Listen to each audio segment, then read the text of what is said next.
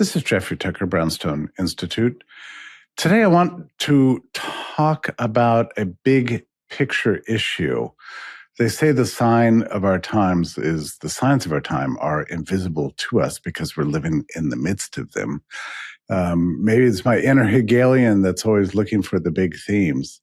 But ever since the COVID lockdowns, I've wondered, what will the backlash look like? What will be the outcome of the greatest scientific failure of our time? And how can you tie that up in a bow with something meaningful way to understand what's going on all around us?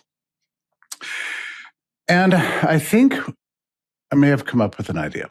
And it comes down to the utter and complete collapse of what we can call progressivism with a cap P, which arguably is the ideology of the 20th century that made inroads in the 21st century, which I think might be all the fundamental postulates of which are now coming into question. So let me just march through some, say, latest news first. You recall that Elon Musk and Doge went into Washington determined to eliminate waste and fraud and became quickly overwhelmed that it seemed like they weren't finding much other than waste, fraud, and abuse. And they had a hard time tracking it and figuring out what was what. They found that they were underwater very quickly and eventually just sort of dismantled the top-down Doge efforts and embedded leftover Doge employees in various departments who tried to think about, well, how are we going to tackle this? We do have a mandate to eliminate fraud and abuse, but we can't even get our data sets straight. We don't even, the data sets are strewn all over the place. Nothing makes sense. We can't connect incoming with outgoing, with institutions getting the money and who they are and what they spent over time. There's so many different data sets from different agencies, and everybody's afraid to let it out. Well, they worked for a complete year on, in particular, with the focus on a very high-profile form of fraud, which traces to the Medicare system. And just last week, with no prior announcement and without much attention from the national press, as far as I can tell, HHS uploaded and made possible for the public to download a zip file. I don't recommend it unless you have a huge laptop ready to deal with this kind of data. But they open sourced Medicare records from all over the country going many years back and did a brilliant thing. They invited the public to assist in the effort of sussing through this data and finding out the fraud. And then Scott Bassett over at Treasury invited and made it especially attractive by incentivizing people with 10 to 30% of the receipt of fines should they find an example of fraud. And ever since those days, X is just filled up with all sorts of examples from people who love doing this stuff. And it's like sort of a 19th century bounty hunter strategy. I've never seen anything like it. There's probably the biggest government data dump in the history of humanity. It's just been outsourced to the public. Doge realizing they can't do it themselves, so they invited the public outsourcing this. Now, this is just a kind of how should I say, a different way of doing government. We've never seen anything remotely like this. Just open sourcing the data, inviting everyone to have a look at it and find out anomalies and report them. Pretty remarkable. And it's giving us an unprecedented look into the affairs of government, and it's quite shocking. I mean, what we saw out of Minnesota with all the welfare fraud going on there, it's just apparently just the tip of the iceberg. It's all over the country and involves a lot of money. Is it 10%, 20%, half of the spending of Medicare and related programs? We don't really know. Is it 500 billion? Is it $1 trillion? Is it more? We don't know that either, but we're going to find out. This is just a different way of doing government. what we've discovered is that the experts who have put together this program and have administering this program have essentially failed the public. At the very same time, we have other data points just worth mentioning. The Epstein files are a remarkable release. Yes, I know the Trump administration delayed, but what the Department of Justice is hosting right now are millions of pages of documents that are entirely searchable by name, by place, by any keyword in them that gives you a direct look into a very strange, shadowy, deeply corrupt, unaccountable overclass and their operations. And I tell you what, it's mind-blowing, mind-boggling to look at it all. So if you're a conspiracy theorist, you can just take out the word theorist from that, because this is the conspiracy. It's right there for everybody to look at. What will be the effect of this on public perceptions towards government and its connected industries at the most elite level? I mean, I seriously doubt it will ever recover.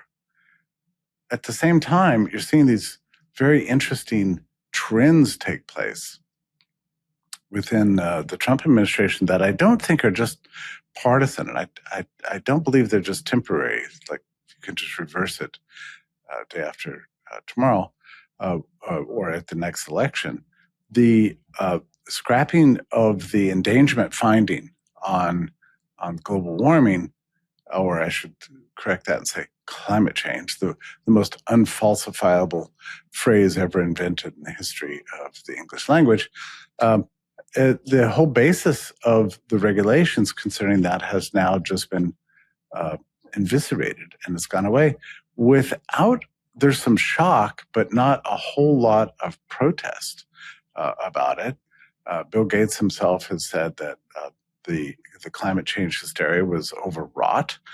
Obama's own representative to the UN climate change panel just issued a rebuke to all of his colleagues that they wildly exaggerated this thing. I remember when the climate change thing was going on, I never got that interested in it, but people told me, look, this is just a racket. It's a way for academics to get government money, and the journals are owned by the same people, and it's just a big scheme. I had my doubts until COVID, when I saw that exact scenario play itself out. So I assumed after that everything that I've heard for 30 years concerning whatever you want to call it, global warming or climate change, is probably subject to the same kinds of things. We're seeing other trends like this, the leaving of the World Health Organization. So many trends within the Trump administration that are going on right now that, as I say, I don't believe are going to be easily reversed. And they all point to the same thing, this sort of what I would call the great unraveling. So what do I mean by that? It's a collapse of an old paradigm, a collapse of what we could call progressivism.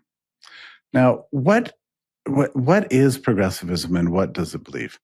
It was a conviction growing that really began to sort of seize all the commanding heights starting in the early 20th century, that the way forward will be to empower credentialed experts with resources and access to levers of policy to make the world a better place, that they're in a much better position than the common person to make decisions over their lives, and that society could be always and everywhere improved through science, management, and technology operated by elites and government agencies that were more or less permanent.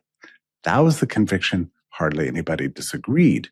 And you can understand where it comes from, right? This is not just a full-scale invention of a foreign ideology. It was born of observation over the previous, say, 30 years, 40 years, to see an unfolding of what we would call progress that was without precedent in the history of humanity. We had telecommunications, progress, first with the telegraph and then with the telephone. We had the commercialization of steel that transformed urban centers with tall buildings, including eventually skyscrapers, and bridges that could traverse large bodies of water, whereas iron could never do that. Steel could do it because it was lighter weight. So we had new navigability leading to innovations in transportation, plus internal combustion and electricity, and the great public health revolutions of clean water and sewage. There was so much taking place, and eventually, of course, flight. And with that came an expansion of lifespans and rising income for a new middle class. It seemed like progress was going to be forever, everywhere and always, forever. The Whig theory of history was invented at this time. Let's reconstruct all of history as the ancient world, the Dark Ages, the Enlightenment, science, technology, management, application of human intelligence, the betterment of society, and so on. So it became an ideology that with the right management decisions, we can make the world not just a better place, but eventually a perfect place. Now, what was left out of this ideology was, of course, the idea of freedom, the idea that actually the reason for progress was the decentralization of knowledge, not the centralization of knowledge. It was hands-on expertise, not abstract credentialed expertise coming out of academia. So progressivism was always incorrect, but you can see where it comes from. And it began to play itself out in very interesting ways pretty early on, starting with, of course, public schooling, which is the great achievement of the progressive movement in the late 19th century and going up through the early part of the 20th century. So we'll have schools that will inculcate a kind of a civic consciousness, particularly targeted towards the new immigrants who desperately needed to be uplifted with these great institutions. And we're going to regulate business. So pretty early on in the progressive era, the very first, people don't know this, but the very first business that was regulated directly by the federal government on behalf of industry was, of course, the vaccine industry. The 1902 Biologics Control Act, which was lobbied for by the vaccine industry to shore up public confidence following a wave of vaccine injury in 1901. Reading through those journals of the pharmaceutical industry, it was not uncommon to run across claims that through vaccines we're going to grant human beings eventually eternal life on this earth, immortality. We would abolish death itself. This is sort of an extreme application of the progressive ideology, but it was, again, a fulfillment of this essential idea that we are going to perfect the world through our intelligence and elite expertise ensconced in high places, managing society from the top down. That was essentially the idea of progressivism. We saw itself play out in the form of antitrust. We know how big businesses should be, how small they should be. And of course, antitrust activity very early on was captured by, wouldn't you know it, big business. And then we saw it too with the rise of estate taxes and inheritance taxes that ended up gutting a lot of the Gilded Age fortunes. For what purpose? Under the conviction that that philanthropy was not a reliable enough system to serve the needs of social welfare and education and medicine. Rather, that all should be somehow publicly provided. It's interesting when you go back and read some of the progressive treatises on issues like taking care of widows and orphans or hospitals or schooling, the way they would inveigh against the religious institutions that were doing this based on philanthropic motives. The progressives couldn't stand philanthropy. They hated it. They saw it as condescending and unreliable, whereas they really wanted a plan with experts in charge, secular experts, not religious institutions. So that, and then Then we saw the meatpacking regulation of 1906. We've got now suddenly the meatpackers collaborating with the federal government to shore up public confidence. And this is the way it went. It's like one institution after another, and you can reinterpret the whole history of the 20th century policy, and certainly in America and around the world, probably, in light of this progressive ideology. Now, let's just bump forward slightly to 1913. This is in many ways the apotheosis of the progressive vision. In 1 year, we had three dramatic changes that fully changed, that shifted life in America foundationally. One was, of course, the income tax, the amendment to the Constitution. That whereas before in American history, every penny that you made with your own efforts belonged to you. Now, the federal government had not just a right to take what it wanted, depending on the tax rates and to whom they applied, but then also surveil your income to approve it or disapprove it, depending on what central managers said. That was a huge change in the history of the world. A second one was the invention of the Federal Reserve, which was so named to avoid the obvious reality that it was a central bank, the much hated central bank that against which Andrew Jackson had protested at the early part of the 19th century, had now come upon us as a banking cartel and financial cartel working hand in glove with the federal government. The bank will back the government's debts. The government, in turn, will guarantee the perpetuation of this cartel that would use science and math and expertise to eliminate business cycles, eliminate inflation, and stop all banking crises forever. Definitely part of the progressive vision. Then you had, I think, something that's really interesting that gets almost no attention today, which is the 17th Amendment. 17th Amendment changed just one word in the Constitution. It went from selected by to elected by. And it spoke directly to the composition of the Senate. The U.S. Constitution had a bicameral Congress, like a House of Lords and a House of Commons. The House was elected by the people. The Senate was appointed by the state legislatures to assure that all states would have representation in Washington as a way of preserving federalism. With the 17th Amendment, suddenly the Senate became an elected body, just like the House, which meant that the urban centers in each state would have effectively select the senators and disenfranchising all rural people in the rest of the state. And that's been true all the way from the passage of that amendment in 1913 to the present. So if you wonder whatever happened to states' rights in this country, that was probably the biggest blow that had happened since the Civil War.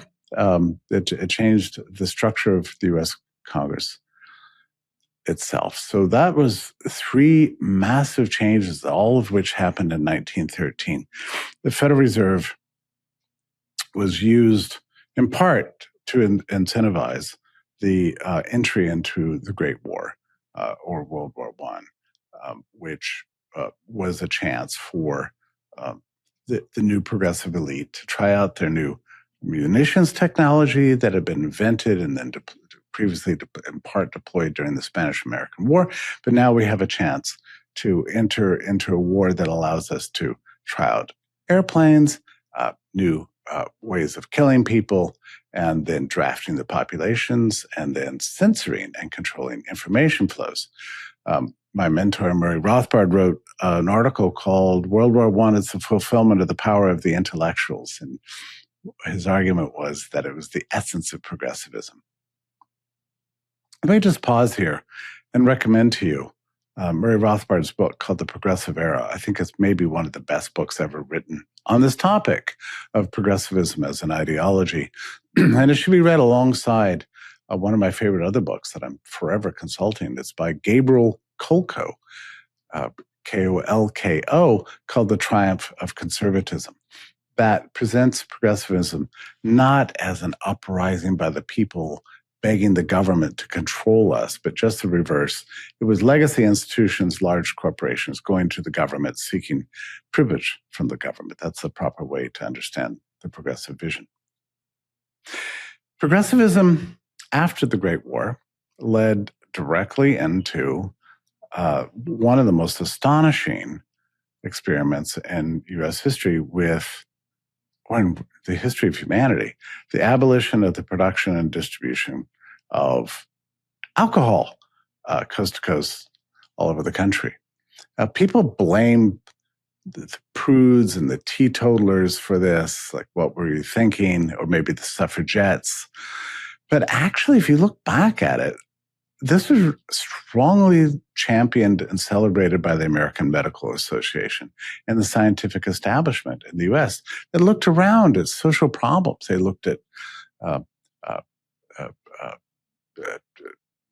parents, families that were broken homes, poverty, crime, and at every kind of social pathology they could find. They found one common ingredient, namely liquor, and concluded that if we just get rid of the liquor, we'll get rid of the problem too. So there you have it, right? Intellectuals, government power, a central plan.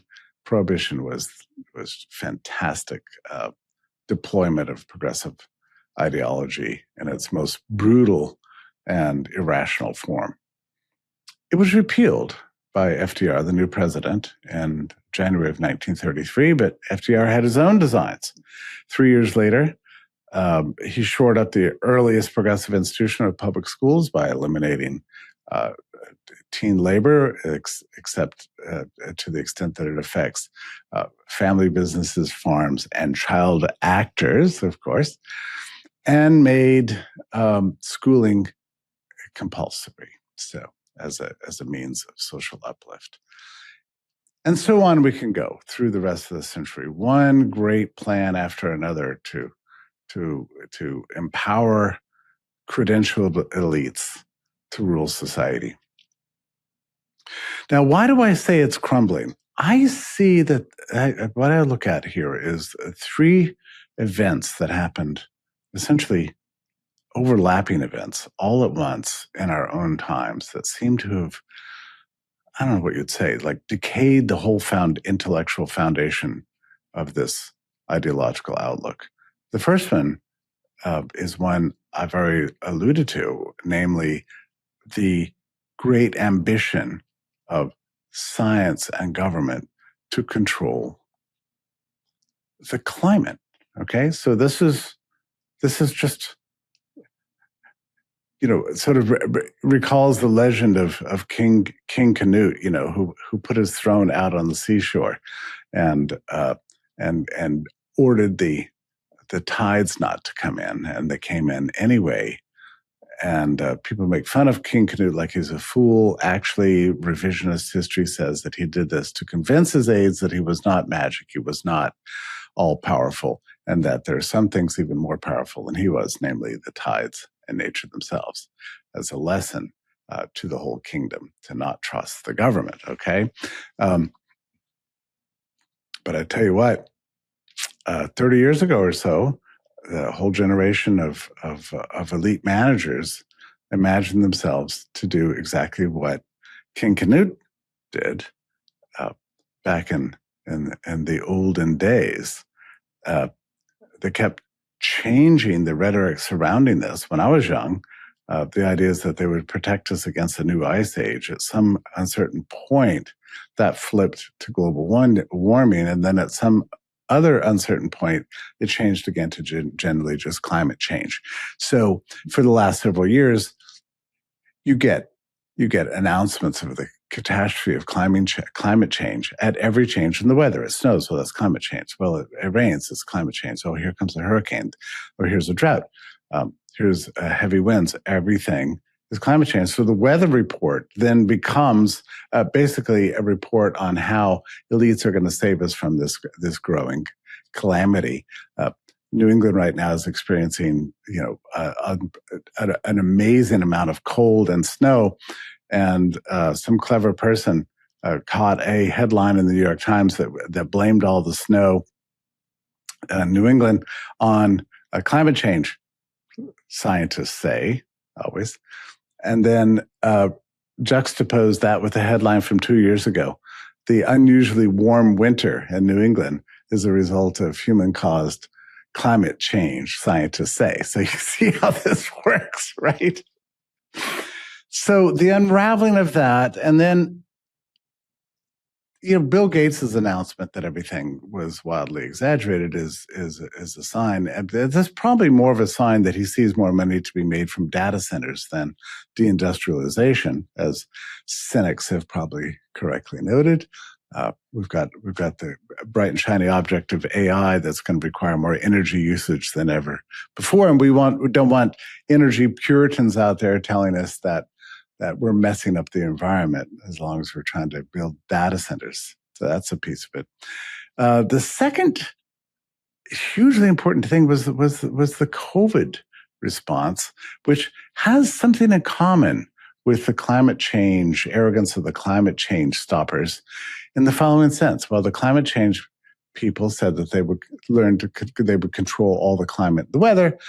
The COVID response was about using the power of government and expertise to manage the microbial kingdom itself and crush, redirect a pathogen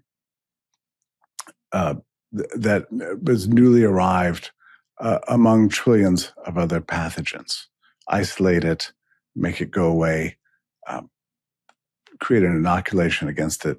Suffice it to say that this outrageous ambition collapsed and caused immense damage the world over. 194 nations all at once decided to pursue this great effort to control the microbial kingdom, all in advance of distributing to billions of people a product that would fix this all up. And the end result was that the product didn't work and caused a tremendous amount of injury and death. And we're left with demoralization, illiteracy from a whole generation of kids, a huge crime wave that's just now abating, massive substance abuse, and of course, ill health across the whole population, along with broken supply chains, and an inflationary bout that left us about the purchasing power of the dollar has declined probably 30 or so percent from what it was just 5 and 6 years ago, an experience that was mirrored the world over. Yeah, and there you go. Okay. We're nowhere near seeing the end of the fallout from this experience. Well, I forgot to mention the censorship too, right? Silencing the scientists and doctors who objected, pulling therapeutics off the shelf. There's never been anything like that. We thought the Great War was terrible.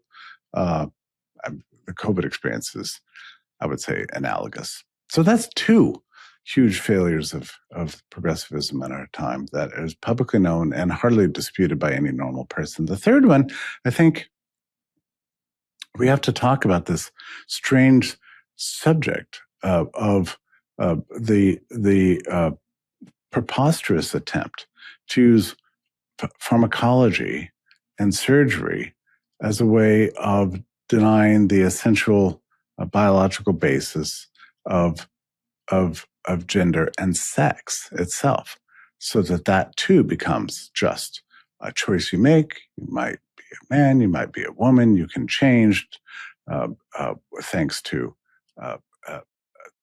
free choice in clothing, and then also pharmaceutical products and expensive surgeries, and we can just deny the existence of biological sex. Now, when this whole movement began, I remember thinking that this is a little bit implausible. How far are they going to take this? And of course, it got much worse during the COVID period, during which time young people were spending a lot of time online, digging around, and leading to a lot of gender dysphoria.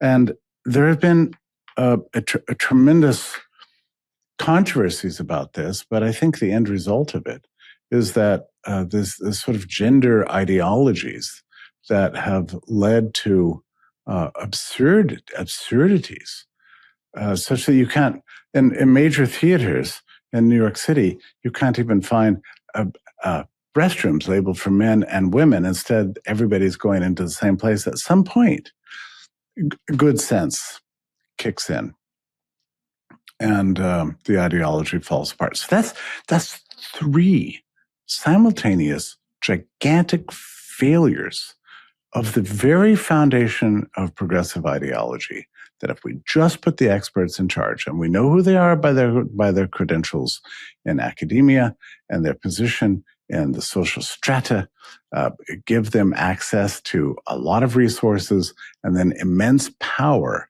we will make the world a better place. And in these three outrageous cases, that happened. They destroyed everything. Okay, so where does that leave us there? The core beliefs now all cracking. The house of progressivism decaying, falling down, falling apart. And this isn't just in the U.S. It's all over the world. This apotheosis, as I'm describing it, the progressive delusion, with controlling the climate, control the microbial kingdom, and then control all biology and sex. What we have is an awakening by the public from all over the world. You people have done us wrong. And the trust in this vision seems to have evaporated, which you can just document just by looking at basic numbers like, do you trust the government to do the right thing? These days, it's down to like 17% of the American public, whereas just 60 years ago, it was 80%. Do you see what a dramatic change this is? This is not small stuff. This is a huge shift in public attitudes that is destined to have a powerful impact on the way we govern ourselves, the way societies work, and the kinds of policies we pursue, and the way we think about them. I believe that this may be the ultimate sign of our times. Gradual and complete falling apart of everything that the elites began preaching about a century and a quarter ago.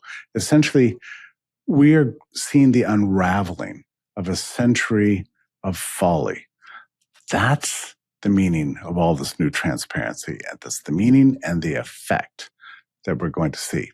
Whether it's the Epstein files, the HHS releases, the arrival of the new media through Substack and X and elsewhere, these decentralized platforms that are user-friendly and user-controlled. This is where we're headed, the complete end. And it couldn't have happened a moment too soon.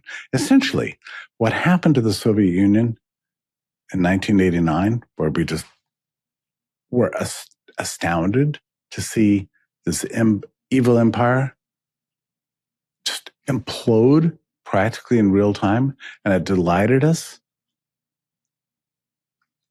That same logic, that same thing seems to be happening now in the Western industrialized world. That's my theory. That's my thesis. I hope you're persuaded. If not, I'd love to hear from you. All the best, and thank you very much.